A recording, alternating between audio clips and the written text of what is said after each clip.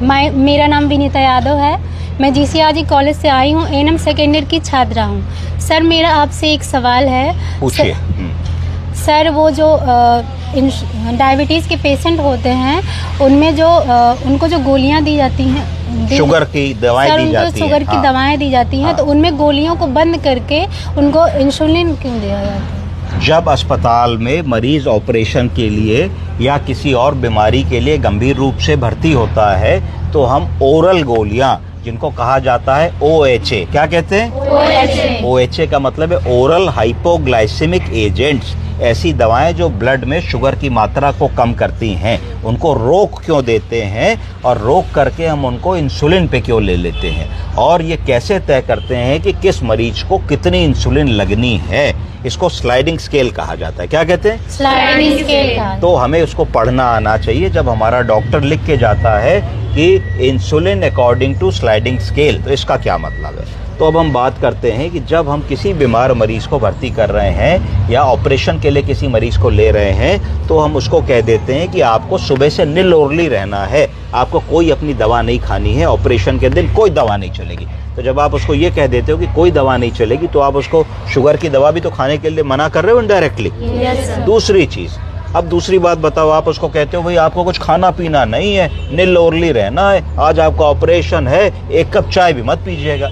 तो अगर तुम उसको ये सब कह रही हो और उसको शुगर की गोली खिला दोगी तो थोड़ी देर में उसकी शुगर लो होने लगेगी, क्योंकि जैसे ही तुमने शुगर की गोली खिलाई तो शरीर में इंसुलिन का प्रोडक्शन बढ़ा। जब इंसुलिन का प्रोडक्शन बढ़ा तो धीरे धीरे हाइपोग्लाइसीमिया होगा, तो पता लगेगा उधर तुम उसको ऑपरेशन की टेबल पे ऑपरेशन करने के लिए लिटा रही हो और उधर उसका शुगर पहले तो 150 था, अब वो कम होकर के पता लगा 40 हो गया, तो मरीज सीरियस हो गया। तो क्या करोगे?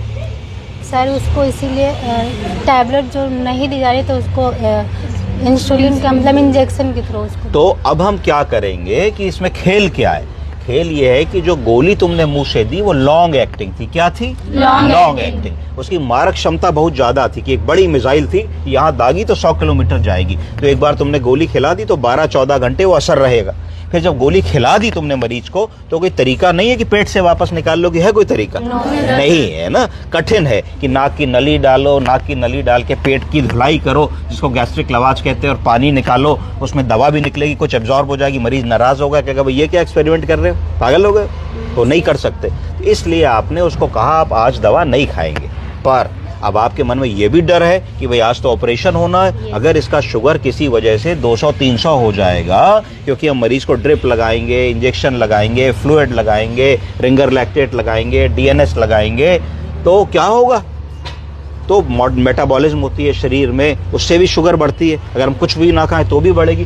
तब आपने फाइल पे लिखा कि insulin according to sliding scale, और लिखा कि अगर हमारे मरीज की शुगर की मात्रा 150 मिलीग्राम पर डेसीलीटर तक आती है तो हम उसको कोई इंसुलिन नहीं देने वाले हैं। पर अगर 150 से 180 के आसपास आती है तो सिर्फ हम 2 यूनिट उसको दे देंगे। 2 यूनिट हम उसको सबक्यूटेनियस भी दे सकते हैं, खाल के नीचे पेट में, या IV भी दे सकते हैं। क्या दे सकते हैं? IV। दोनों में क्या फर्क होगा? IV तुरंत असर करेगी, और अगर आपने एक 10 ml सलाइन में उसको IV 2 यूनिट इंसुलिन दे दी तो आपकी जो शुगर उसको कम करनी होगी वो 15-20 मिनट में करके साइड हो लेगी। अगर आप सबक्यूटेनियस लगाएंगे तो वो धीरे धीरे एब्जॉर्ब होगी और वो भी साइड होगी, पर वो 10 मिनट में अपना काम नहीं करेगी, वो 2 से 3 घंटे तक शरीर में रहेगी।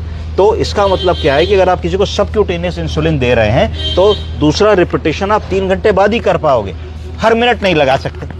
पर अगर किसी को IV लगा रहे हो और IV अगर 10-15 मिनट में अपना काम कर ले रही है तो 15 मिनट बाद फिर अगर आपका काम नहीं हो रहा फिर लगा सकते हो। तो ये तो रूट ऑफ एडमिनिस्ट्रेशन की बात हो गई कि सिक मरीज में, ICU के मरीज में, ऑपरेशन के मरीज में, क्रिटिकल मरीज में, प्रेगनेंसी के मरीज में हम लोगों को इंसुलिन का प्रयोग करना है, गोली का प्रयोग नहीं करना है, और इंसुलिन को स्लाइडिंग स्केल के हिसाब से देना है। तो लिख देना चाहिए कि अगर 150 तक हमारी शुगर आ रही है तो कोई इंसुलिन नहीं देंगे, अगर 150 से 180 तक आ रही है तो 2-2 यूनिट इंसुलिन देंगे, अगर 180 से 220 तक आ रही है तो 3 या 4 यूनिट इंसुलिन देंगे, अगर 250 से 300 के बीच में आ रही है तो 4 यूनिट इंसुलिन देंगे, और 4-4 घंटे बाद शुगर को चेक करते रहेंगे, और 4-4 घंटे बाद जिस हिसाब से शुगर आ रही है उस हिसाब से तय करेंगे। अगर किसी की शुगर फर्ज करो 300 आई और तुमने 4 यूनिट इंसुलिन दी, 4 घंटे बाद तुमने करी तो 150 आ गई, तो 150 का मतलब है कि स्लाइडिंग स्केल कह रहा है अभी कोई इंसुलिन मत लगाओ, फिर अगले 4 घंटे बाद रिपीट करो, फिर अगले 4 घंटे बाद अगर 220 आ गई और 220 में अगर वो 3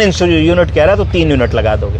इसको स्लाइडिंग स्केल कहते हैं। और ये लॉजिक हुआ कि हम गोली उस दिन क्यों नहीं देते हैं मरीज को, इंसुलिन क्यों देते हैं। तो 2 चीज़ें समझ में आई कि अगर गोली खिला दी तो 12 घंटे तक शुगर कम करती रहेगी, मरीज कुछ खा पी नहीं पाएगा, तो एक अननेसेसरली एक स्ट्रेस आपके दिमाग में होगा कि शुगर के मरीज में बार बार ग्लूकोज दोगे, ग्लूकोज दे के शुगर बढ़ाओगे, फिर उधर इंसुलिन दे के कम करोगे, तो इस चक्कर में क्यों पड़ना। और दूसरी चीज़ आई कि आपने उसको स्लाइडिंग स्केल पे जब रखा तो आपको लिबर्टी मिल गई कि जितनी शुगर चाहो आप कम कर सकते हो, आपके कंट्रोल में है। आपको 4 यूनिट से कंट्रोल हो रही है, आप 4 लगा लो, आप 6 लगा लो, आप 8 लगा लो।